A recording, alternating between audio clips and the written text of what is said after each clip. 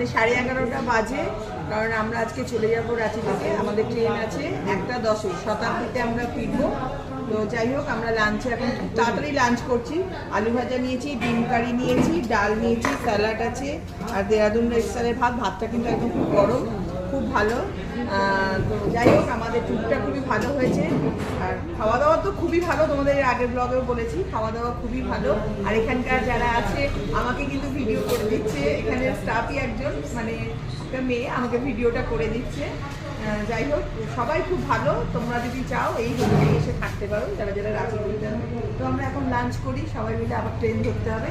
আজকে মন খারাপ লাগছে রাঁচির জন্য, কিন্তু আমার বাড়ির জন্য মনটা খারাপ লাগছে। কি করব, যেতে তো হবেই, বাড়িতে ফ্যামিলিকে রেখে এসেছি।